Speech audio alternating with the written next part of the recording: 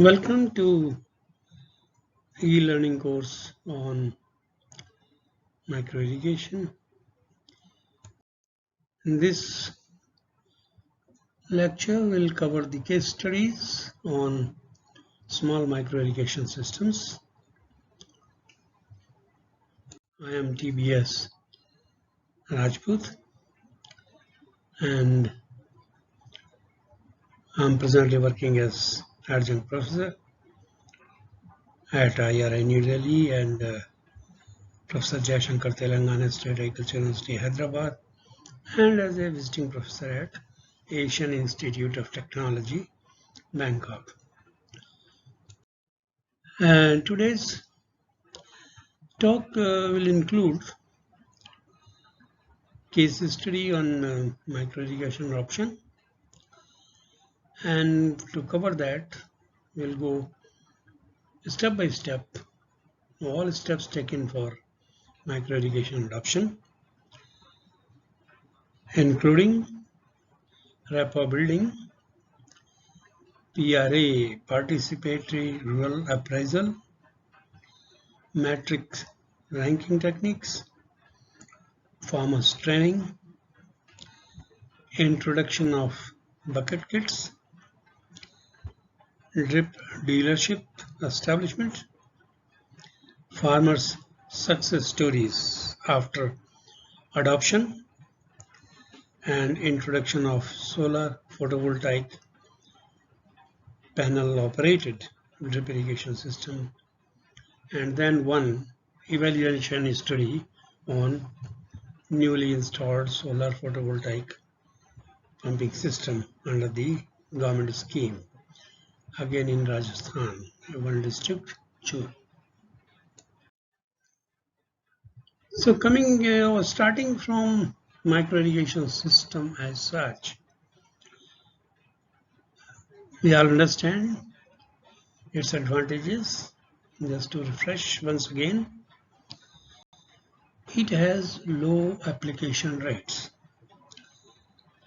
It is a low application rate system that we apply water at very small doses, very small rate, and then through this system we are able to achieve high water application uniformities, and along with achieving water uniformities we also can achieve high fertilizer use efficiencies, and then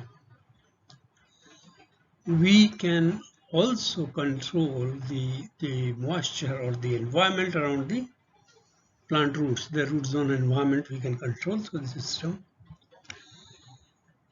Production, whatever we get, it gets increased and its quality gets improved. The system discourages weeds growth, definitely saves irrigation water, which is very critical. It uses much less power, much less labor is required in irrigating the fields, and it can also irrigate difficult terrains where surface irrigation or conventional irrigation may not be practicable. We will cover how the micro irrigation system can be adopted by the farmers, what it will do, and how could we persuade the farmers to adopt it to realize the benefits that we discussed in the last slide. We need to understand what are the drivers for adoption of drip irrigation system. If the drivers are there and if we understand the drivers, then it would be easy to pick those areas and those farmers where this system will really be beneficial to them and will make definite changes in their livelihood. Number one is the availability of water. India, country as a whole, is a water deficit country, and we have much less water. Only 4% of the global water to feed 17% of global population from a cultivated land of only 2.3% of the globe. Second is the fuel or energy cost. India is one of the countries having very high fuel costs. So we must find out ways and means to cut down on energy consumption. And then at what efficiency our irrigation systems are working. Because drip irrigation system is a system with which you can achieve much higher efficiencies. But I tell you, if you take reference from India, Indian major irrigation canal irrigation systems, their water use efficiencies are very low, close to 40% only. Then third is the groundwater exploitation. What is the groundwater situation? India is one of those countries who have overexploited its groundwater resources in the large part of the country, and we must find out the ways to minimize the groundwater use. And somehow all these drivers which I have discussed, they fit into overall country. Plus, if we talk of Rajasthan as a state, which is arid state, water availability is much lower than the average of the country. Groundwater depths are very deep. Groundwater is available at a very great depth. And then overexploitation is already taking place of this. Energy costs are really high in the area. So this area is apt for adopting the micro-irrigation system. And that's why we selected one district of Rajasthan State, Alwar, for its all the points that I discussed, plus the proximity to our center, our place in New Delhi, which is just. Government of India is alive to the situation of water scarcity, particularly for agriculture, and simultaneously very low water use efficiencies in agriculture. And with that in mind, the government has been continuously coming up with different policies for pushing micro-irrigation technologies for improving agriculture productivity and saving water and fertilizers. Some of the important policy steps taken by the government include National Committee on Plasticulture Applications in Horticulture, government constituted in 1986, and since then this committee is continuing. Of course, now its name is different and the sources are different, but it's working. The government also constituted a national task force on micro-irrigation. That was in 2004. It submitted its report in 2004 and gave an estimate of around 70 million hectares in the country that can be brought under micro-irrigation. The task force also suggested timelines for achieving those targets and the funds required, the skill manpower requirement, and things of all those kinds. Government launched a national mission on micro-irrigation to just concentrate and focus on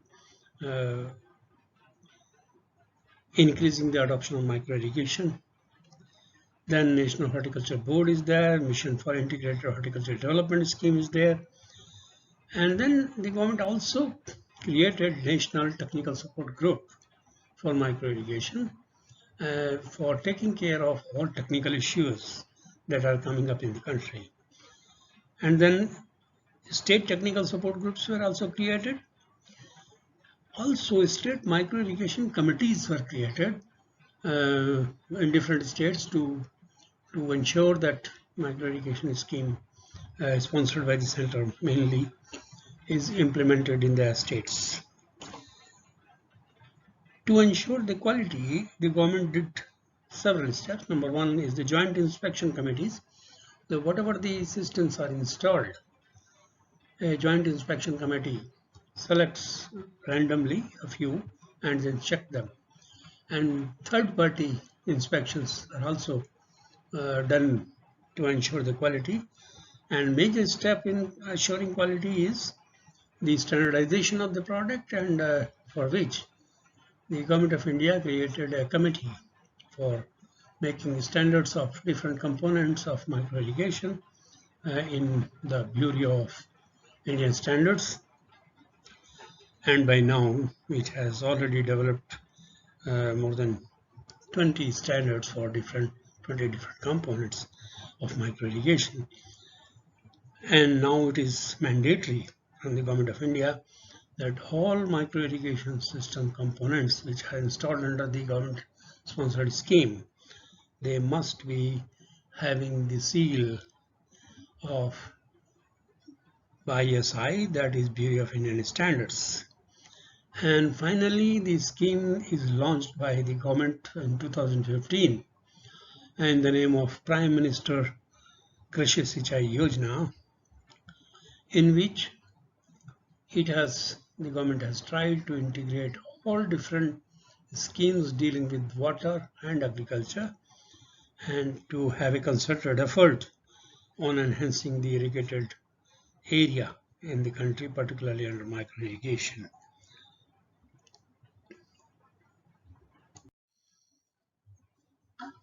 The first guidelines issued by the Government of India for micro-irrigation scheme, from this onward, the government has been very strict as far as the quality is concerned, and the government also is aware that they must become self-sufficient in the products availability or the manufacturing capability of the micro-irrigation systems. And for that, the government started this with very strict condition to the system suppliers that they must start their own production, manufacturing within the country. Right in the beginning, they were importing, and they were put this condition that within 2 years they must start their own production within the country. Also, the point that is to be noted that this particular scheme, the centrally sponsored scheme on micro-irrigation, was launched for small farmers, and all farmers having land less than 5 hectares were eligible to get financial support from the government under this scheme.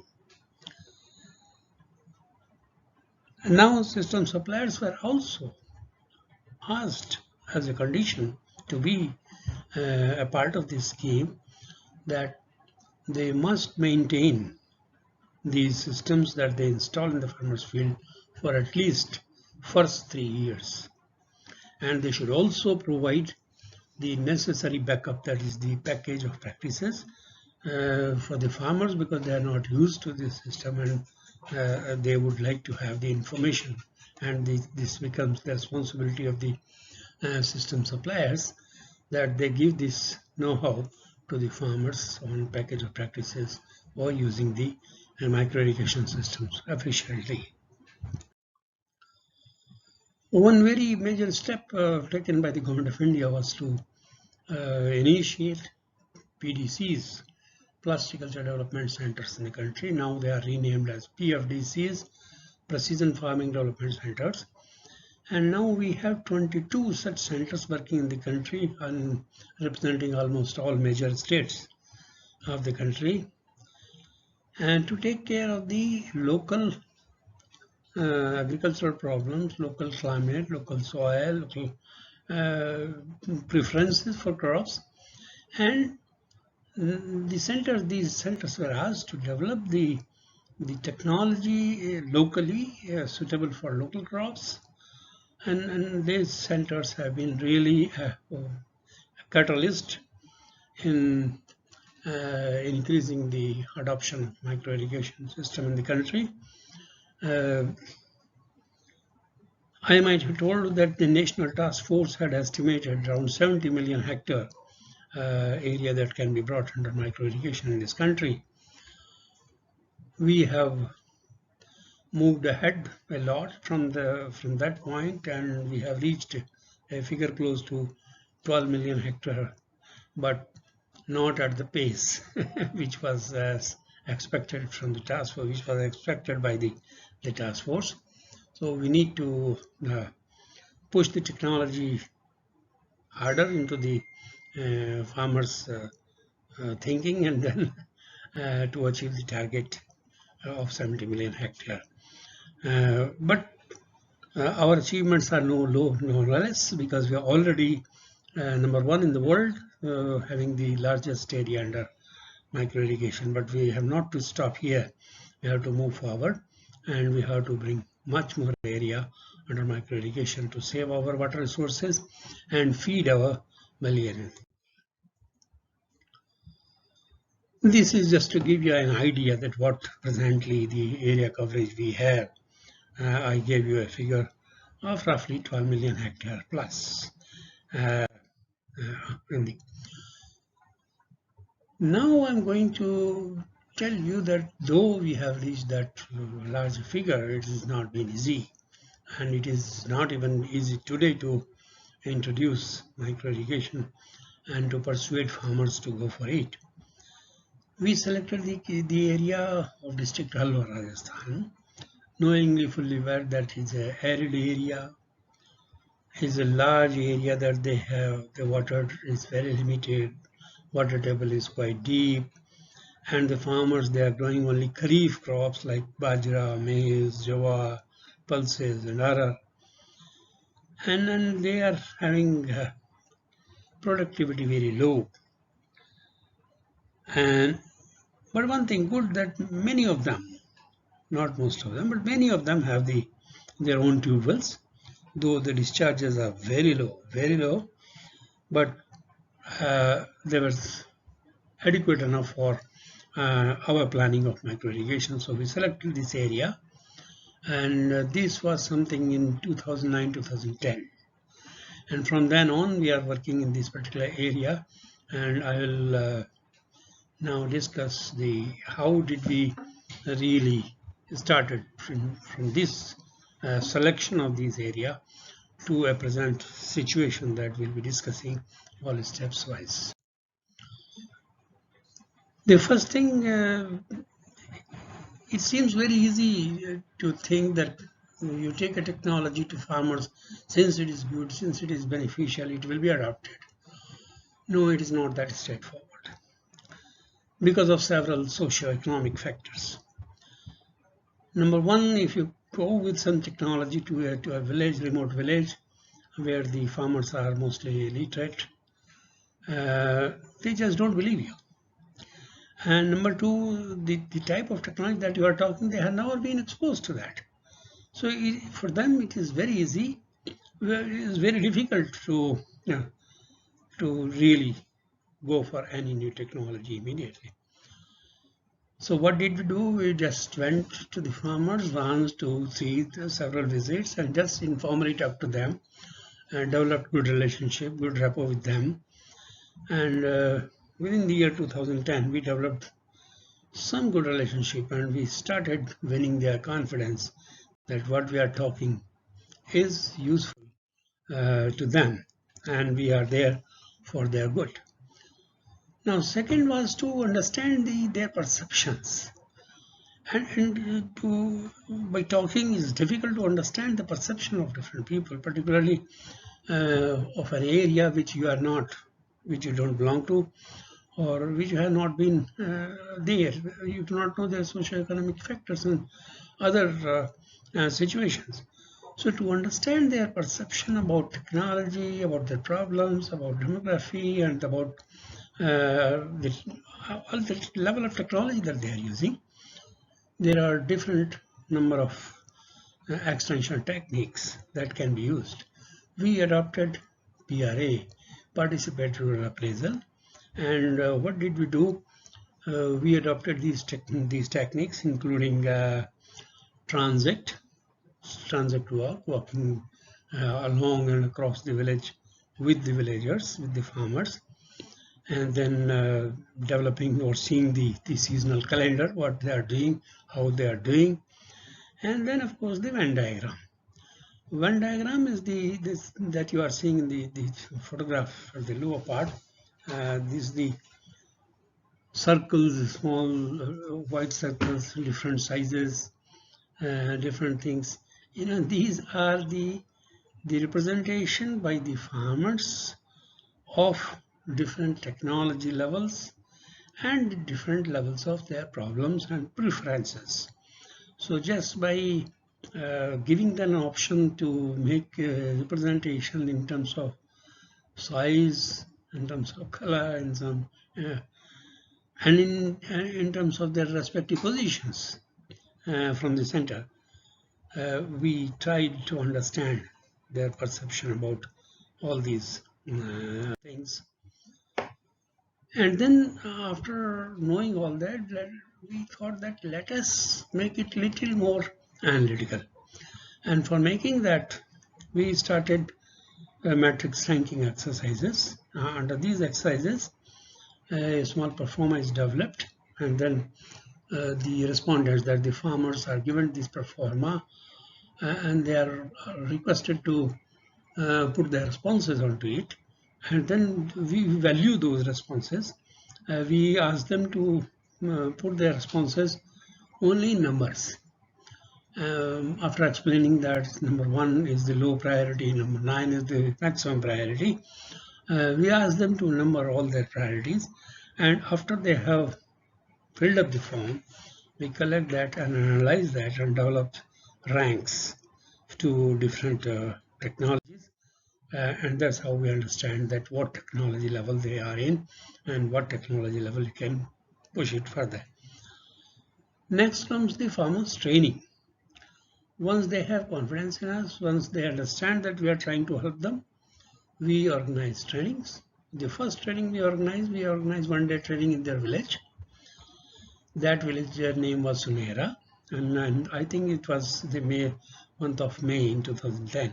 The first 1-day training that we organized there, followed by a 3-day training program we organized at our center at Indian Agriculture Research Institute, and then followed by a 1-day course in another village at Tilwar in December 2010. So this way we try to tell them, expose them to different micro-irrigation technologies, its benefits, and how the quality of the produce improves, how the productivity improves, and how much will it cost, and how they can benefit from it, what would be their profits, how much financial support they are likely to get from the government. And after training, we just found that the women folk are just not participating. But our analysis said that the contribution of the labor part of the women folk is more than that of men.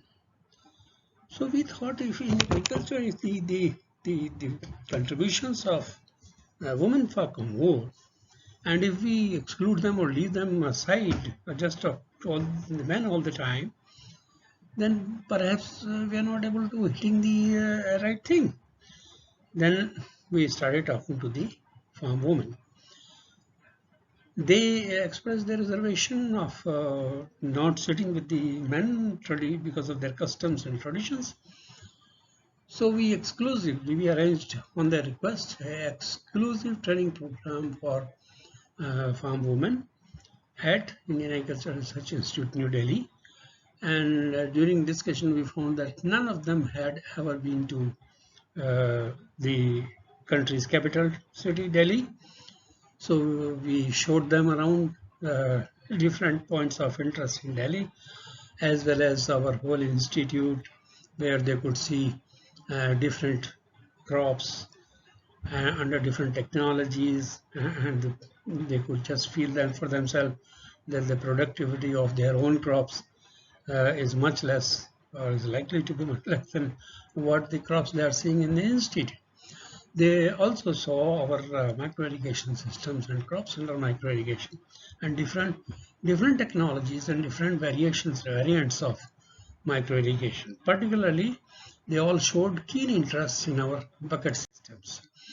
And well, we thought that let it be the starting point. And on their request, we gave bucket kits to each of the participating women. There were 27 in that particular course. And our standardized bucket system, the details you can see there, is good enough for irrigating up to 100 plants, 50 to 100 plants, and a bucket of 15 liters or 20 liters is the source of water that needs to be refilled every day. We gave it to all the farm women with a condition that we will be monitoring their use. They will not be throwing the system out or using the bucket or pipes for any other purpose. We kept a watch and our staff kept monitoring, and the results were very encouraging. Most of the women they found the produce of the vegetables in the bucket kits very good, and they were very happy with that. So leaving that apart, we also analyzed what their existing practices are as far as irrigation is concerned. They're growing all crops: bajra, jowar, guar, til, cotton, wheat, barley, mustard, tomato. And surprisingly, they are using for most of the crops, the line crops which are grown in lines, furrow method, which is quite is considered quite efficient among the surface irrigation methods. But check basin for wheat, mustard, even tomato and chili. And there, of course, they say the number of irrigation they are giving is just 3. But looking to the efficiency, we just could realize that they are wasting a lot of water, and there's possibility of saving that water.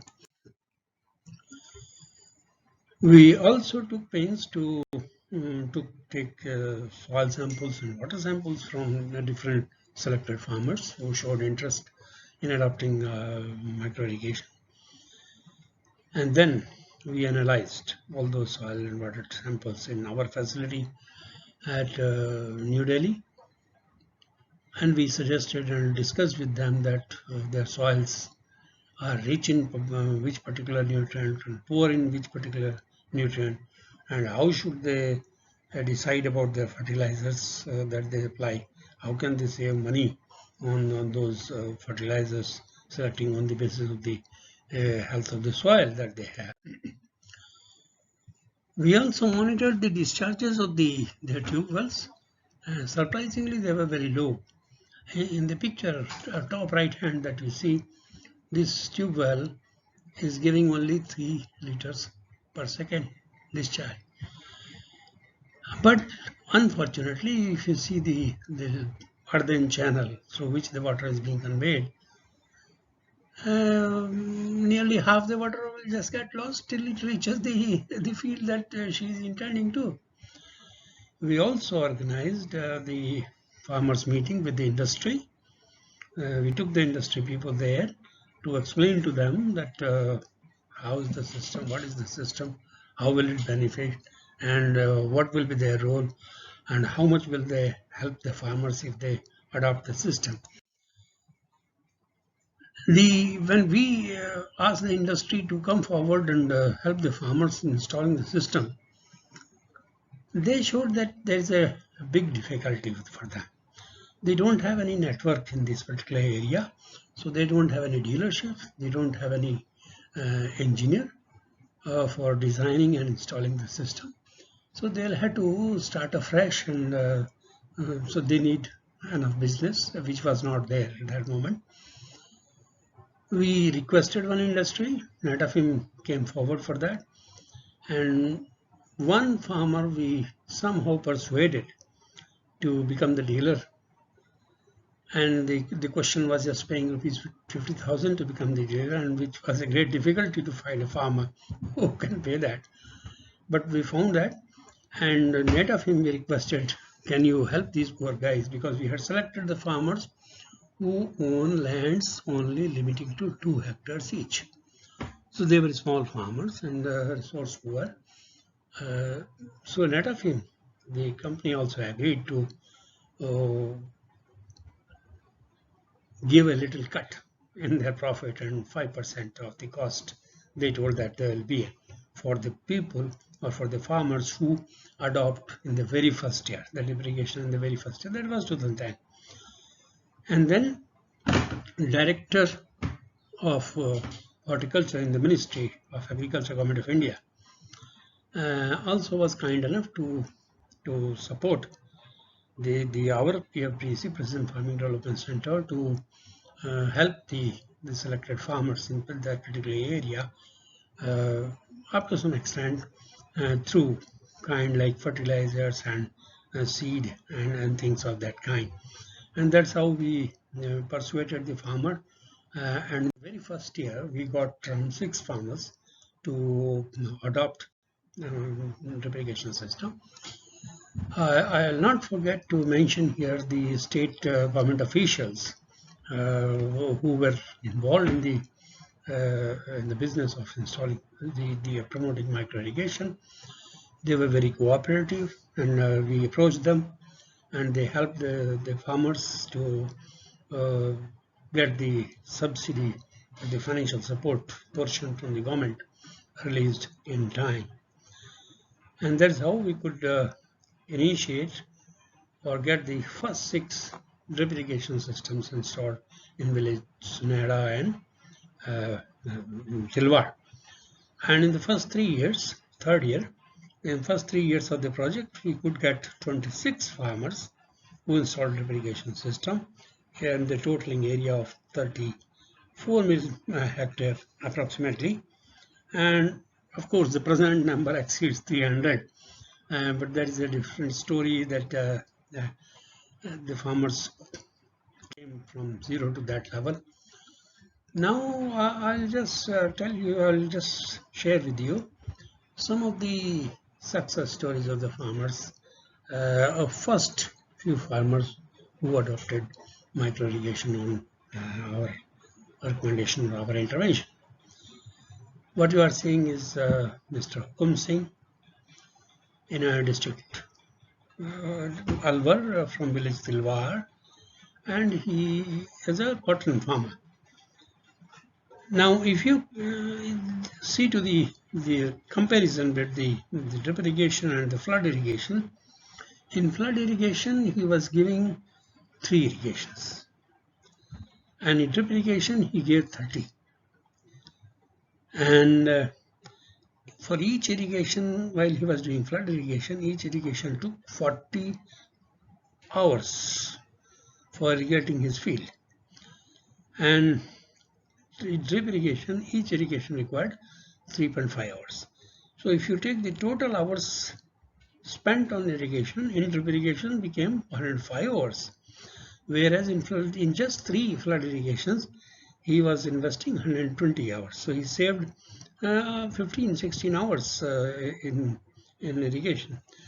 And if you look to the cost of irrigation, in drip irrigation is just half, 9,000 rupees. Whereas flood irrigation, it was 18,000. Why 18,000? It was using diesel engine, and it was running for 40 hours for each irrigation, 120 hours operation. With diesel engine, the cost was really very high. And then in drip, we required much less water, we operated for much less time, and much less investment was there. In terms of fertilizers, we saved, he reported 50% saving in the fertilizer in the very first year. The 2,400 he was doing in regular cultivation, conventional cultivation, whereas in drip irrigation he spent only 1,200 rupees. So you can just see that even in the yield, flood irrigation was getting 16, and then he got 28. So there was an increase of almost 50% increase in the yield also. So that was a success story. Another success story that I will share with you is Mr. Satyendra Singh. and he is from district Alwar again, from village Gujuki, and crop that he was growing was onion. And he grew onion, and he used to give in flood irrigation at 8 number of irrigations for onion, whereas through drip irrigation he gave 52 irrigations, each requiring 2.5 hours in drip, but whereas in flood irrigation one irrigation was taking 36 hours. Here is the very significant difference in the time lost in irrigation. In flood irrigation he was investing 288 hours just for irrigation his field, and then in drip irrigation he just needed only 130 hours, and saving of almost 55% of time. And irrigation cost similarly, he again saved around 55% of cost, irrigation cost. For fertilizer or manure cost, see, is a very significant difference that he reported. And he was conventionally he was spending 4,800 rupees, whereas while drip irrigation with fertigation he spent only 1,750 rupees only. So and the yield increase also was very significant, from 152 to 4240, again more than 50% increase in the yield that he reported. One more success story I would like to share, that is Mr. Jagdish Singh, village Sunehra, district Alwar, and crop he grew was tomato. The first crop I'm talking is the first crop of tomato.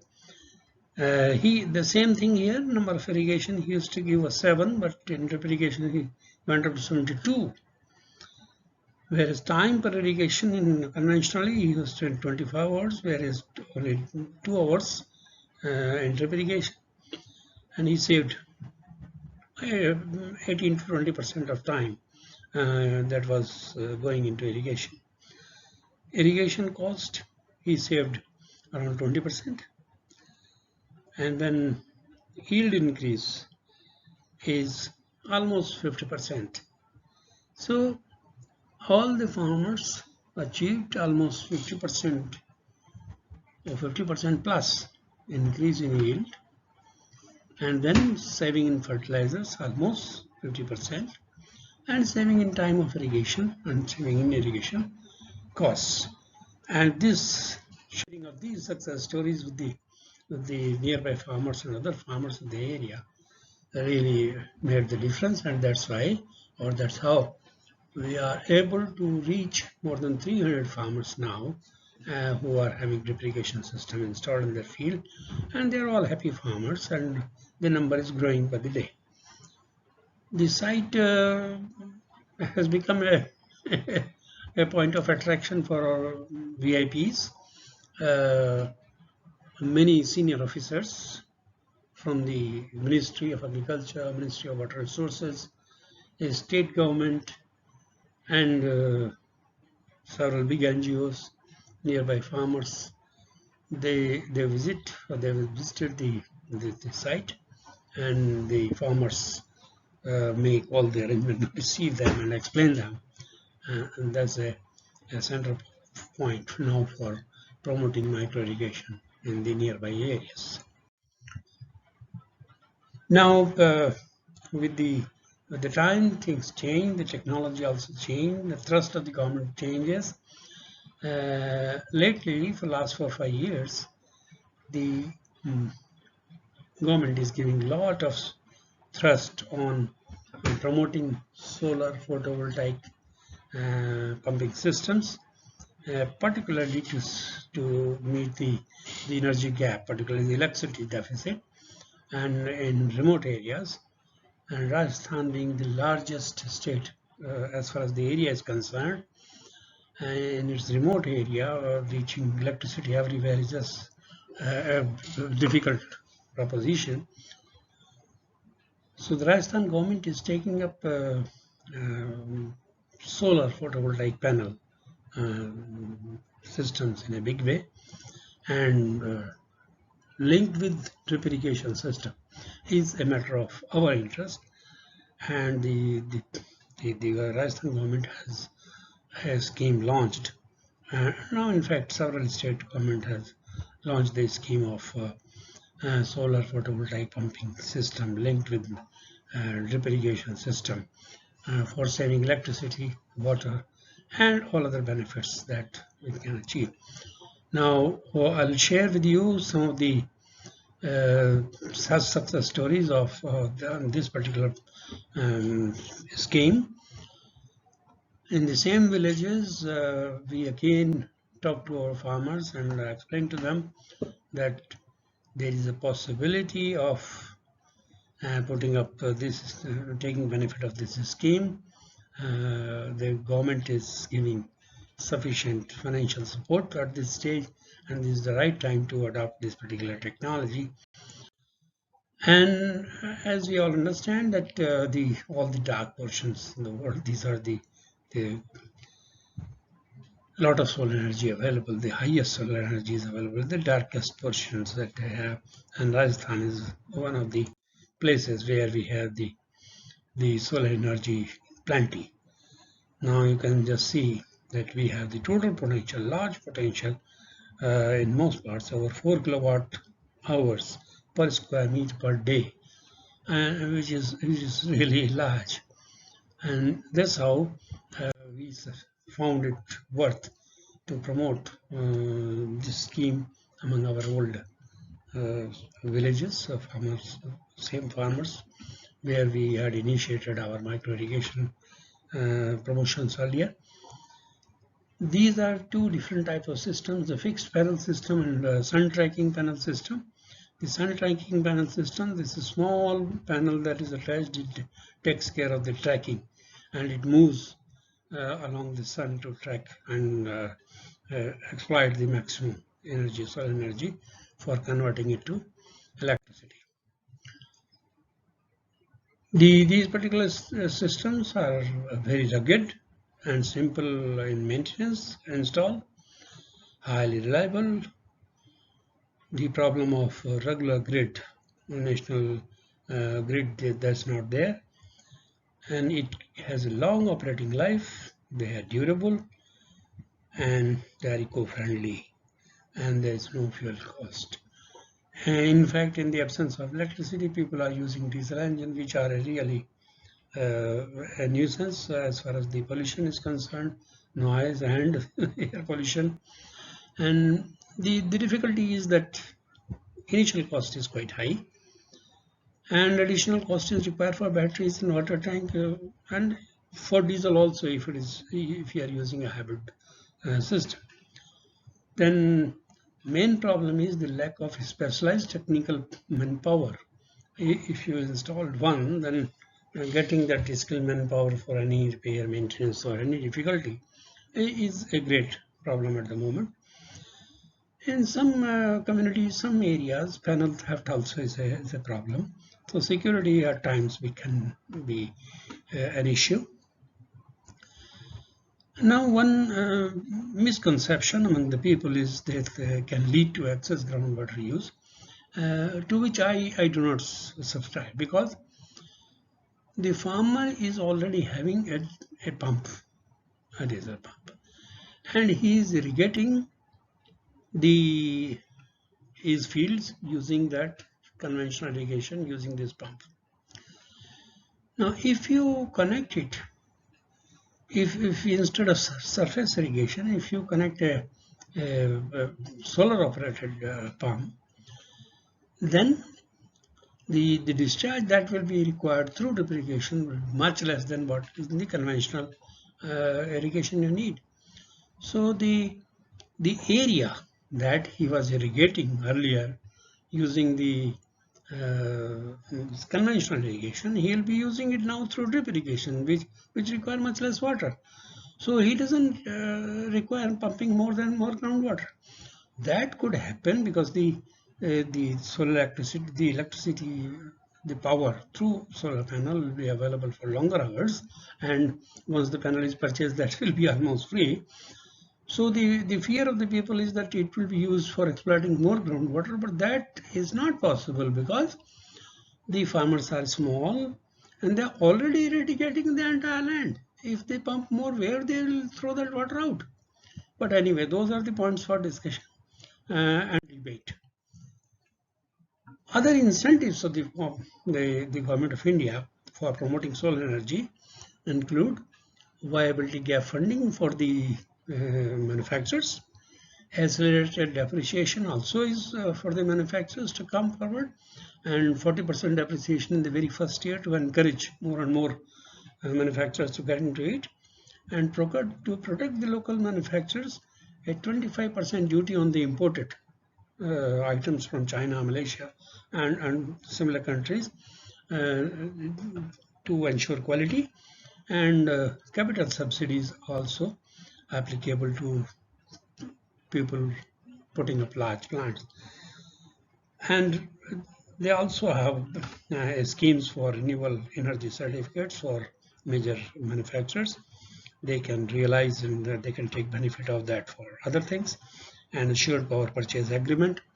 The government already gets into an agreement that whatever power you will produce, that will buy all of it. So you won't be left to just find out the customer for purchase. Now, three farmers, I'm giving a story again of three farmers who were the first to adopt the technology. They are from village Pahel in the same district, and the onion wheat was their regular cropping pattern, and the area that they were irrigating were different. First farmer is 5 hectares, second farmer 1 hectare, third farmer 2.2 hectare. Karan Singh is the largest landowner, and Ratiram is the small farm holder, and Jagmal is in between 2.2 hectares. Type of drip irrigation system, all are using same, having the drippers of at a spacing of 0.4 meter of a discharge of 2.4 liters per hour, and the systems were installed in the year 2011. Now this is the regular information or details of the systems: solar pump, installation year, subsidy, farmer share, average discharge, method of operation. These are general information about those farmers. But based on that, we calculated what is the payback period, because that will really tell whether the system is viable economically, or whether the farmers are likely to adopt it. So we just calculated, if it is a subsidized system from the government, the payback periods run from 3 to 4 years. But even without any subsidy or without any financial support, the payback period runs from 4 to 5 years. In one case, it can go up to 6 years, that's all. Whereas the life of the panel is considered 20 years plus. Now, making these assumptions that life of PV panel is 20 years, diesel engine will be 10 years, maintenance 0.1%, and sunshine hours is 300 days in a year, and 5 HP diesel engine is $320, operating hours is 6 hours per day, and salvage value is diesel 20% of engine capital cost, and the interest rate on capital is 10%, inflation rate is 4%, and carbon emission per liter of diesel is 2.7 kg. Based on these figures, we estimated the life cost of the life cycle cost of the system. And life cycle cost, when we say, is the capital cost plus maintenance cost plus fuel cost plus replacement cost minus the salvage cost. And by doing this small exercise, we found that PV system, the photovoltaic systems, are quite economical in life cycle costs analysis as compared to diesel, because of the operational cost involved and the cost of the diesel. Now it's just a small story again.